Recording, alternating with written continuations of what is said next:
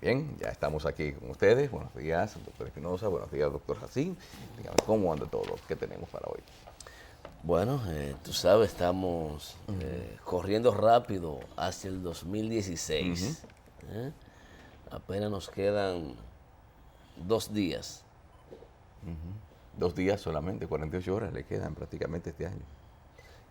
Y las expectativas entonces de la gente fijada en cómo será el próximo año, Carlos. Sí, tú sabes Que que estará matizado y ya lo anticipan los promotores de la reelección, de que en enero inicia formalmente la campaña del presidente Medina y vemos que dice el ministro de la presidencia, Ramón Peralta, que Danilo será apoyado por una maquinaria política jamás conformada en el país. bueno, Vamos a estar en la expectativa a ver qué es lo que significa eso y bueno, cómo va a funcionar esa maquinaria vamos a ver, para lograr el objetivo final de cada proyecto relacionista, que es mantenerse en el poder. habrá que ver cuál es la estrategia que van a utilizar en esta ocasión y en un panorama lleno de adversidades, vamos a decir, para la candidatura del presidente Medina. Vamos a decir adversidades como, por ejemplo, ese anuncio se está haciendo precisamente en un momento en que en la mayoría de los periódicos se está reseñando el hecho de que el próximo año arranca con un aumento de los impuestos, que es un asunto que al PLD particularmente le ha resultado fatal al momento de que coincidan decisiones como estas con una época electoral, porque todo el mundo llega y se lo saca en cara. Están subiendo los impuestos, ¿para qué lo están usando? Recordamos una vez, para una campaña de elecciones congresuales y municipales, que el PLD tuvo una gran pérdida de popularidad porque precisamente a Lidio Cadet se le ocurrió decir que era impostergable un alza en los impuestos, una reforma fiscal, no recuerdo bien cuándo fue, pero fue una congresual y municipal. Entonces, que tomar en cuenta eso, hay que sortear el asunto y ver que, a fin de cuentas, imaginarse cómo sería la campaña electoral de un presidente que va a volver a ser candidato para otro periodo y que además ha sido estratega electoral de otras personas en otros periodos, haciendo ahora el trabajo por sí mismo.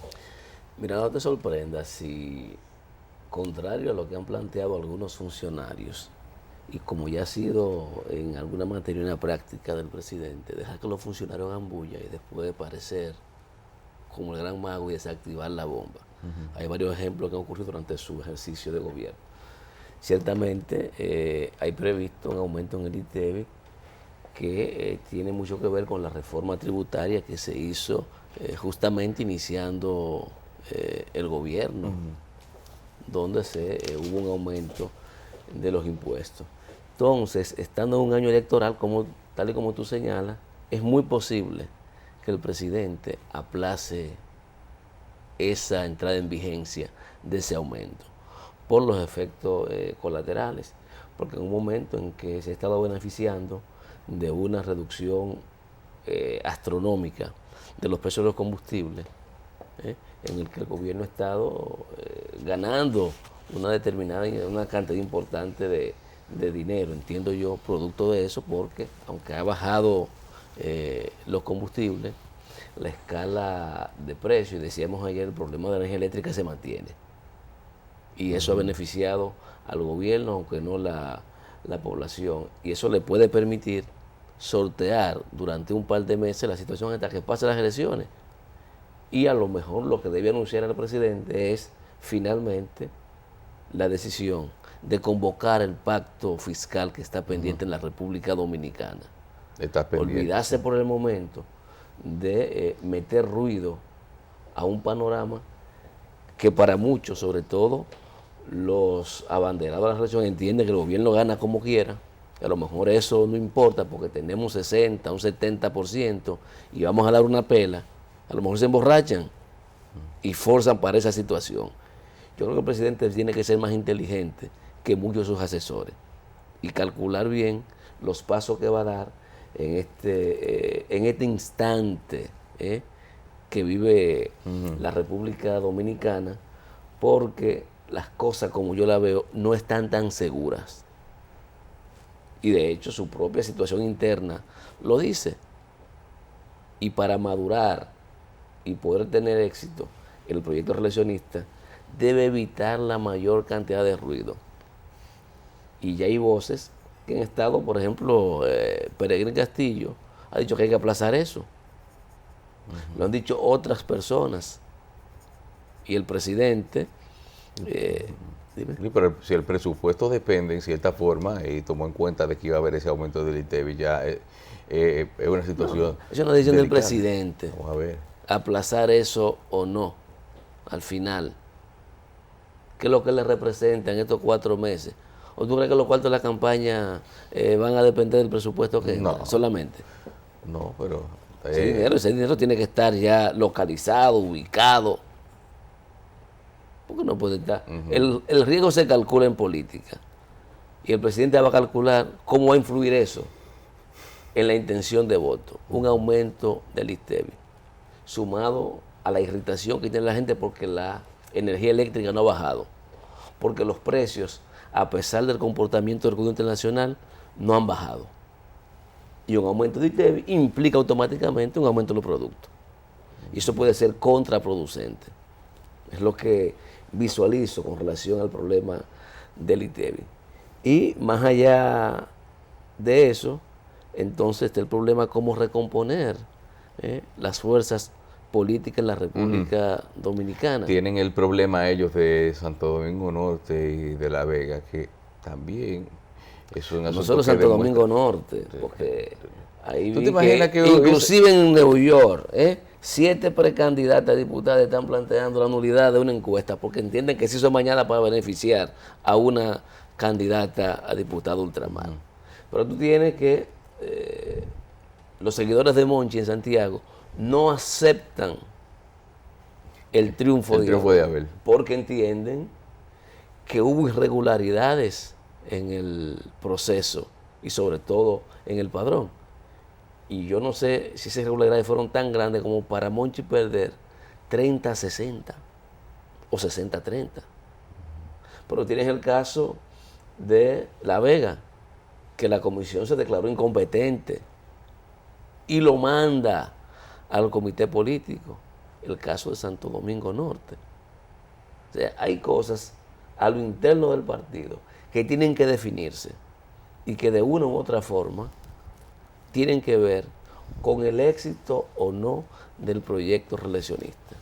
Todavía finalizando diciembre, uno no sabe cuál es la posición oficial del presidente del partido, porque si tú tomas como referencia la cantidad de cosas que tuitearon a propósito de su aniversario, de su cumpleaños, te dice que las cosas por ahí, más que recomponerse, siguen estando mal, muy mal.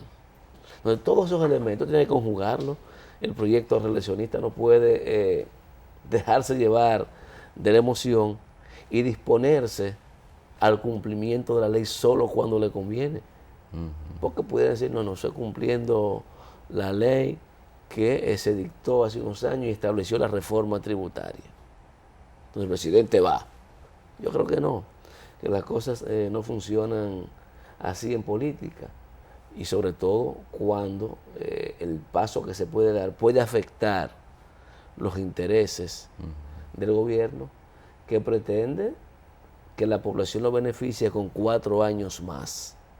Él tendrá, en todo caso, si gana 4 años más para eso.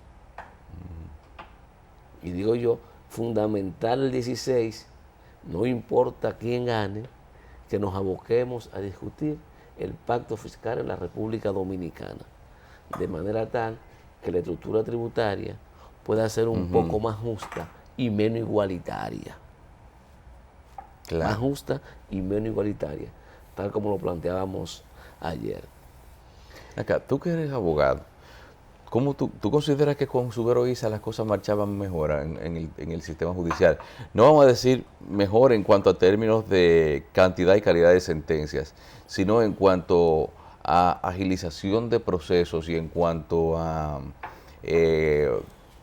uno de los logros principales que se exhibía en esa gestión era el procesamiento rápido de expedientes, o sea, de que procesos judiciales que no se caían y, vamos a decir, y la parte disciplinaria. No, si tú vas a juzgar la gestión de los anteriores magistrados que constituían la Suprema Corte de Justicia por la agilización de los procesos, yo pienso que es incorrecto. Porque fíjate que cuando salió la actual Suprema, una sola Cámara tenía casi 10.000 expedientes pendientes de fallo. Sin embargo, hay que reconocer que en la gestión de su gobierno se hicieron importantes reformas y avances en el sistema judicial. Fueron insuficientes porque no han garantizado eso, una justicia rápida, como amerita la gente, pero fueron avances significativos. Los escándalos, posiblemente los escándalos que estamos viviendo hoy no se presentaron en la gestión de la anterior Suprema Corte de Justicia. Y cuando hubo situaciones de jueces que entendían que estaban actuando de manera incorrecta, los separaban.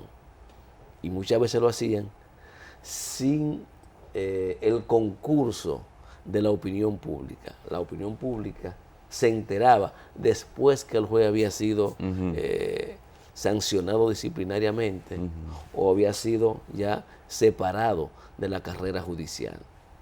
Entonces, en ese sentido, claro que hubo un manejo más adecuado de las situaciones. Lógicamente, la demora judicial tiene mucho que ver con la falta de recursos, Carlos. Mucho que ver con la falta de recursos. Porque pero imagínate, ¿de recursos o de gerencia, Junior? Porque no es un asunto solo de gerencia. Ahí no es solo gerencia. Imagínate un juez de una sala civil cualquiera conociendo 60 expedientes diarios. Todos los días 60 expedientes. Con uno o dos abogados ayudantes que le ayudan a redactar la sentencia. En principio, las decisiones judiciales deben ser dictadas 30 días después de haber concluido el fondo. Pero con el cúmulo de trabajo que hay en eso es imposible. Después del fallo, tú tienes que solicitarle al juez que por favor te falle. Y eso te toma 3, 4, 5 meses, hasta un año, 2 años. Todavía te toma. Por eso, por la cantidad de trabajo y la falta entonces de los abogados ayudantes. La demora judicial tiene mucho que ver entonces con la carencia de recursos económicos para crear más tribunales y tener más personal. Porque no todo es un problema de la gerencia, sino hay realidad objetiva que te impiden que las cosas funcionen como tú quisieras. Se supone también que, por ejemplo, si un país crece en población, también deben crecer de tamaño sus instituciones para darle servicio también a la población. No se puede tomar en cuenta de que la misma cantidad de gente puede atender la misma cantidad de la demanda que va creciendo constantemente. Pero yo tengo a veces un ejemplo con respecto a lo que fue la gestión de Suberoiza, de cuando se llevaban, inclusive yo creo que se preparaba una especie de tribunales móviles, vamos a decir. Ese fue el proceso de implementación del Código Procesal Penal. Fue. Claro. Sí, pero se demostró que se podía hacer. Que hubo unos tribunales liquidadores. Los liquidadores. Para fallar la mayoría o la totalidad de los casos que estaban pendientes conforme a la normativa anterior. Eso, los tribunales liquidadores desaparecieron con todo y personal, o sea, eso se desintegró después o fueron absorbidos por el sistema actual. Absorbidos por el sistema, porque se designaban jueces especiales para hacer ese trabajo de liquidación. Por eso tuviste esas iniciativas, para estar un poco, no tener vigente un código y a mitad el otro. Entonces hubo una necesidad de hacer eso. Pero ciertamente el problema que tiene que ver con los recursos es un tema que está pendiente de resolver para garantizar por lo menos la celeridad. Eso no significa que vamos a tener una justicia justa, pero sí puede haber celeridad en el conocimiento de los casos. Porque yo soy un convencido. Cuando hay un sistema político injusto, tú no puedes tener una justicia justa. Eso es imposible. Por naturaleza funcionan las instituciones. Y en ese sentido, para tener un poder judicial equilibrado y justo, tiene que haber un cambio de la conciencia política. Y los ejemplos los tenemos ahí, cómo se han manejado casos importantes. Y lo que estamos viviendo hoy es el resultado también de lo que hemos estado sembrando, Carlos, en materia judicial. Sé que hay varias opiniones en el sentido de que se quiere asaltar la justicia. Vemos al doctor Castillo Pantaleón, el doctor Julio Jacín en su momento lo ha planteado también, pero a mí lo que me preocupa que en nombre de que se quiere asaltar la justicia, se obvia que tenemos un problema en el sistema judicial. Eso sí me preocupa. Lógicamente, todo el mundo tiene intereses y aquí todo el mundo quiere tener jueces, porque es un país de repartidera. Ayer decíamos que la tendencia que tenemos es que nos convertamos en una sociedad y en una isla mafiosa, pues cada quien quiere tener su isla de poder, cada quien quiere tener sus influencias en determinadas áreas. Sí, y sabemos que tengo mi juez, lo tengo que mi guardia, hay, tengo mi policía. Lo que hay en efecto es una repartición de los poderes del Estado. Una apuesta al servicio de particulares. Eso es así. Y se manifiesta en cada una de las acciones que vemos. Yo siempre pongo de ejemplo lo que pasa con los principales consejos los principales consejos de las instituciones públicas en la República Dominicana. Está ahí el poder permanente. Ese que se siente amenazado y desplazado por la clase política, esos son inamovibles también. Los primeros nombres que vienen a la mente al momento de conformar un asunto. Vamos a hacer una pausa, volvemos en un instante. Y yo quería decirle algo. Si tú coges del 96 aquí, yo creo que se han hecho las dos reformas. Del 96, aquí hay un actor principalísimo que fue miembro de los dos consejos de la magistratura, lo presidía en el momento que se hicieron las dos supremas. Aunque Subero no fue una sugerencia del PLD, el PLD la acató, porque en ese momento el Partido Reformista todavía le quedaba fuerza con Balaguer. Tenía mucha influencia. Entonces la opinión mía ahí, para contarle, es que lo importante no es una reforma, sino la intención de la reforma. Ajá. Tú preguntaste cuál de las dos supremas era más eficiente. Sí. Y yo te voy a decir algo. Pasado el tiempo, hicieron la mejor selección, a pesar de que yo seguiré criticando que no colocaron jueces en la Suprema, sino acuerdos. Si tú coges a Subero, por primera vez en su vida él fue juez y entró por arriba como presidente de la Suprema. Y si coge a... ¿Salió de la Junta para allá? Sí, pero la Junta era un instrumento diferente. La Junta no he visto mucho como justicia pura. No, lo que le digo es electoral. Que de la Junta, sin ser juez, pasó a ser presidente de la Suprema. Y Mariano Germán ejerció toda su vida y se subió, se puso la toga de juez.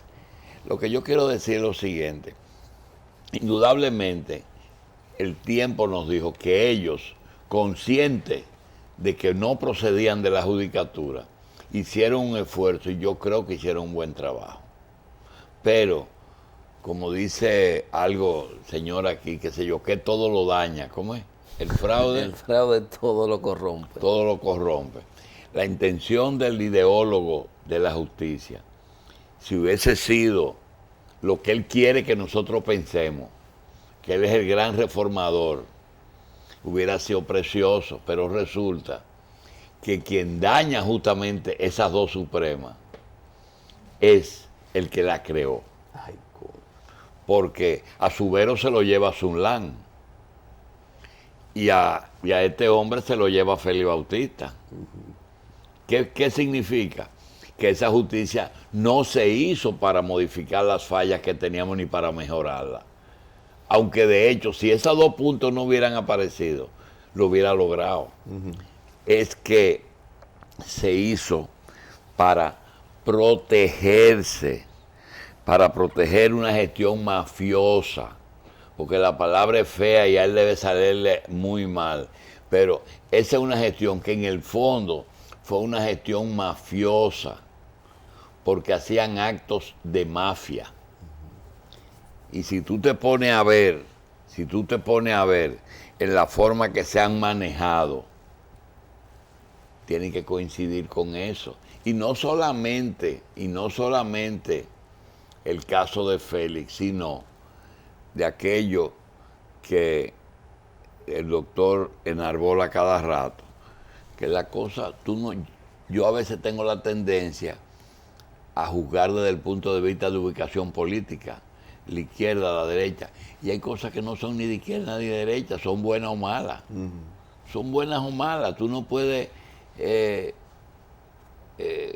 ubicar una persona o un acto porque era de derecha o de izquierda, sino que si lo hizo es bueno, o si convenía políticamente o no.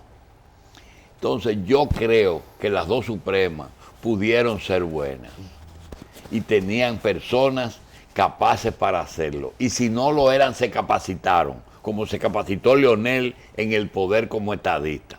Pero su fin era, cuando él cambió, cuando vino la segunda vez, era otro. Era algo que te tengo a ti. Era la formación de un grupo económico poderoso que cometió el error de no aliarse a los tradicionales. Y eso va a traer entonces la desaparición del grupo, del sector y posiblemente el desplazamiento del partido del poder. Posiblemente. Si ellos no entienden el hombre que está dirigiendo el país, que no lo puede decir, porque hay cosas que en política y en la vida no se dicen.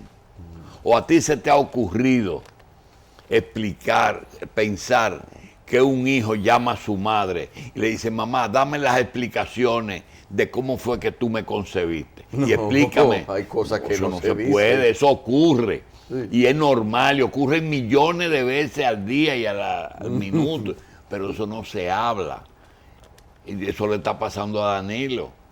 Danilo es una persona que tiene un área de actividad demasiado reducida. No puede. Lo mismo. No, hay cosas que está bien. Tú lo estás viendo como están, pero no preguntes de cómo salieron. Exacto, no me preguntes a tu abuela. Abuelita, ¿cómo tú no hiciste? Esa señora. Usted tiene tanta... Inclusive llega al punto de irrespeto el preguntar. Mira, muchacho. Decía que usted tiene razón cuando plantea que lo que se hizo no fue designar una Suprema Corte de Justicia y unas altas cortes para servir al país, sino para proteger intereses. Y querían que nosotros las recibamos como algo bueno y que le pongamos la bandera arriba y el escudo. Articulada a las interiores. Y para tener algunas, como las cosas no son blanco y negro, pusieron algunos jueces que daban matices grises en la conformación. Le dieron a la oposición, le dieron a los empresarios, porque hay un presidente de uno de esos tribunales que históricamente ha estado vinculado al sector empresarial. Bueno, doctor, ¿y sabe qué? En el fondo, también el presidente saliente quería ser la persona que encabezara el proceso de evaluación y de sustitución de los jueces que deben salir o que deben ser ratificados en los próximos, a partir del próximo año. Por si acaso. Y así mantener esa isla de poder que él creó en las principales instituciones, pero le dañaron el muñeco. Sí, ¿quién? ¿Eh? ¿Quién? Bueno, se lo dañó por una parte él, por la forma en cómo se manejó. Él mismo. Y bueno, él mismo y hay lo que decirlo pasa. también, Mira, doctor. ese juicio donde Félix toma la palabra y se dirige al Ministerio Público, eso es histórico. Eso es histórico. Es como él le da un boche El procurador. él Era un entendía muchacho, un que, subalterno. sí, como si quién tú eres para venir a condenarme a mí. Lo que pasa es que nosotros no hemos medido la cosa en su real dimensión. Y te voy a decir una cosa. Tú, desde el punto de vista de estructura, así como en pelota y en los equipos y en los consejos, tú no puedes poner a todo el mundo que sea cuarto bate, porque nada más se pone un cuarto bate y un pitcher. Tú no puedes poner en un tribunal 15 jueces que todos tengan condiciones de presidente de la Suprema. Mire, Sí. Tú tienes que poner a alguien que tenga el perfil de líder.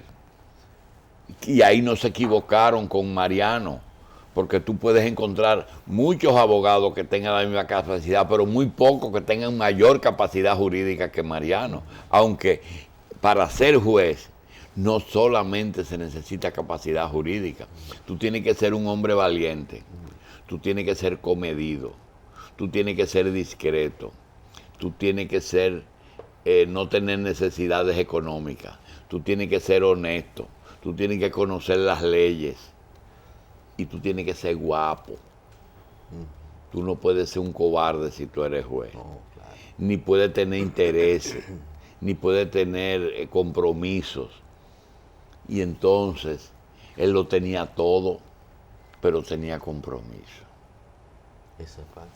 Y entonces, el problema es que el que dañó la justicia fue el que la hizo. Y otra cosa,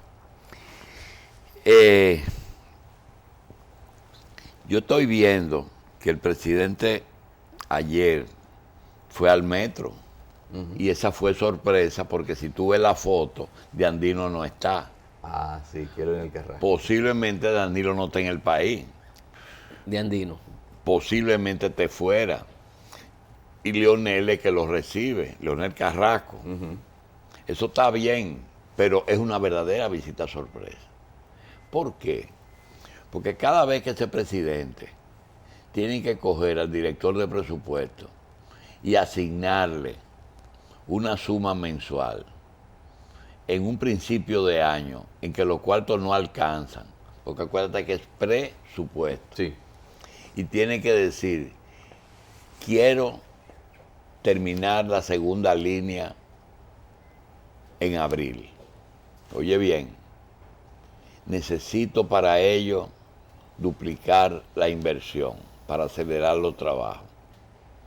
Pero tengo que dejar o posponer el desayuno escolar y la tanda extendida. Porque así que se maneja un país, ¿eh?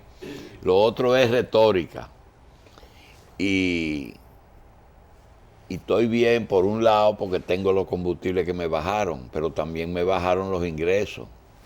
Entonces, cuando tú ves que él coge para allá, ¿verdad? Va al metro. Y tú coges una noticia que no tiene nada que ver con la República Dominicana. Que dice, huyendo de los males del mundo, los ricos escaparán a Marte y los demás se quedarán a morir. Cuando todo el mundo piensa que cada viajero es un hijo de machepa con mucha preparación académica o científica, pero nunca viaja el hombre más millonario. Y ahora resulta que los viajeros espaciales, escapándose de la inseguridad ciudadana que hay en el mundo, se quieren ir. Lo que pasa es que están esperando seguridad de transporte para irse. Están buscando cuál es el lugar que Formar su colonia en Marte. tienen que saber primero dónde se puede vivir, que no haya personas, para ellos colonizarlo. Pero espérate, porque yo no quiero entrar en asuntos espaciales. Lo que quiero entrar es, ¿por qué se quieren ir los ricos? ¿O les gustaría irse? ¿Tú sabes por qué?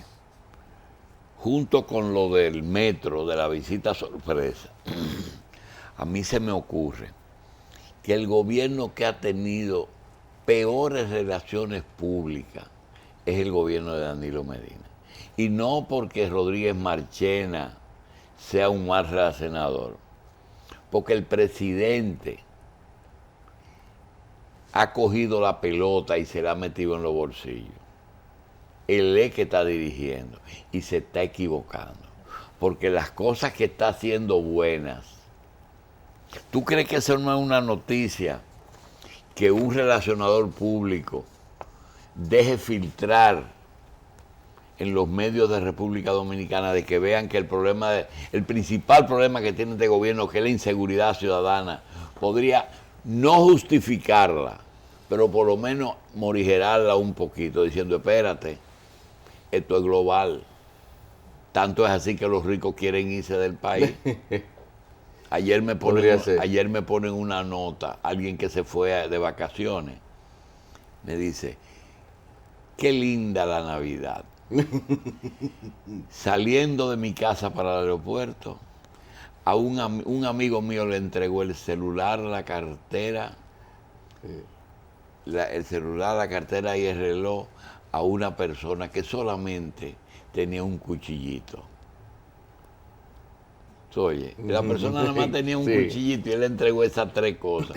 ¿Cuánto amor navideño?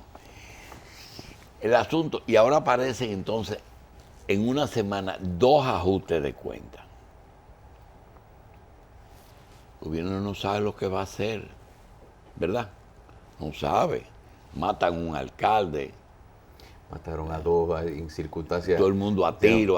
Un hijo de un mayor. ¿Para dónde voy? Voy para las relaciones públicas.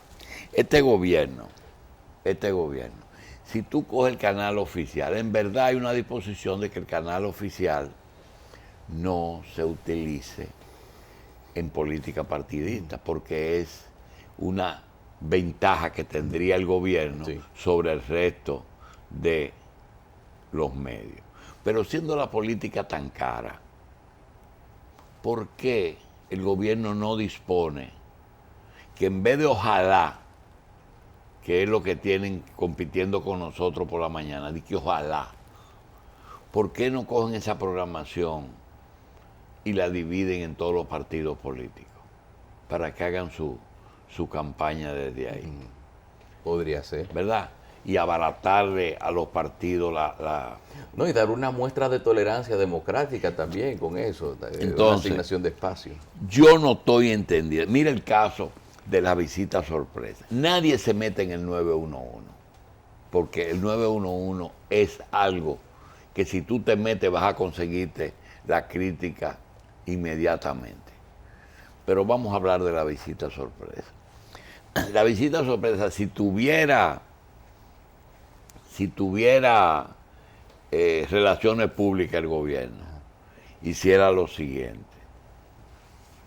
coge y vete, para ponerte un ejemplo que no es el caso, Constanza, una reunión con los productores. ¿Qué ustedes quieren? Presidente, nosotros queremos un almacenaje frigorífico aquí, porque el que hay nos está costando mucho. Ustedes quieren. ¿Cuánto vale eso? Bueno, mínimo puede costar 60 millones de pesos. ¿Les resuelve el problema? Sí, nos resuelve el problema. Entonces, vamos a dárselo. Pero una cosa, ¿cuántos productores va a beneficiar ese almacén, esa inversión? Dice uno, 300 productores. Hasta ahí las cosas van bien. Cuando termina, le dice, licenciado Peralta, hágame el favor, confirme los datos. ¿Cuántos productores van a beneficiarse? Cogen 15 días, un mes. Presidente, no son 300, son 30. Cuando llega Faña a averiguar, entonces dice, no le cumplieron a la gente de Constanza, pero no ponen la causa. No dice. Y del 50% de las visitas sorpresa, posiblemente ese otro 50 no se le cumplió porque no dio, Sí. porque mintieron. Sí, Peralta lo dijo una vez de que había gente que no daba los datos como era correctamente y también como gente que no estaban correctamente asociados Sí, pero para poder administrar la el ayuda. asunto es que eso es como una cosa, lo mismo que estamos hablando de la justicia, como una cosa buena se convierte en mala, porque entonces tú lo agarras del lado que te conviene. Entonces, yo entiendo que en todas las áreas hay algunas cosas que son inexplicables. Por ejemplo, el caso de Oizoe.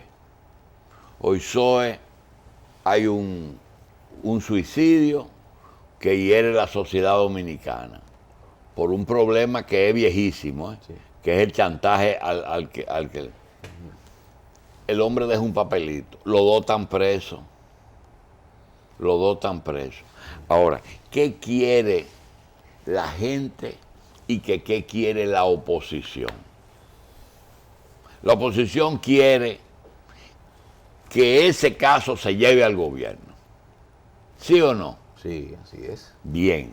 ¿Qué quiere la gente? Que no haya vaca sagrada. Que si esos dos muchachos eran mandados por Pimentel Caret, Pimentel Caret pague junto a ellos, pero que ellos están presos, Ellos están presos. Si ellos lo que la estaban eran buscando ahí con los ingenieros y tenían vuelto locos a... Todavía hay gente que te dice a ti de que si tú tienes una cuenta en tal sitio, dímelo que yo tengo un amigo. Ah, Sí, compañerito. ayudar a sacar el pago. Entonces yo te voy a decir una cosa. Lo único que nosotros queremos es que las cosas lleguen hasta donde tienen que llegar. No que se queden antes, pero tampoco que se pasen, No, claro. ¿verdad? Que lleguen hasta donde tiene que llegar. ¿Eh? En cuanto a lo de, hasta donde tiene que llegar. En cuanto a lo de la visita sorpresa, doctor, yo creo, y el impacto que esto tiene en cuanto a relaciones públicas, yo creo que hay algo que si se le pudiera mejorar, daría mejor resultado. Y es que no sea solamente del contexto de visitas a productores, doctor. Yo creo que muy bien que si el presidente Medina hiciera un tipo de visita sorpresa, que hiciera a sus funcionarios sentirse vigilados. Pero es que él vive con un revólver en la mano. Pero- Espérate, poniendo a todo el Pero mundo tiene mal. que demostrar que esto Oye, lo de no se vuelve ayer, en la lo de mano. ayer no es poner a de Andino manos arriba. Y cuando él va al Morgan no es poner al contratista manos arriba. Ese tipo de cosas podría hacerse con más frecuencia y tienen mejores resultados, porque que la gente sienta que el poder está siendo vigilado Lo que de pasa cerca es que, como dice José para que Cuello, cumpla. lo que dice José Cuello es que Balaguer le decía a Bebecito, ven acá, vete y averíguame cuánto cuesta la cubicación de hasta dónde va tal obra. Entonces venía, presidente, ahí lo que se han gastado son 10 millones. Ah, está bien. Ok.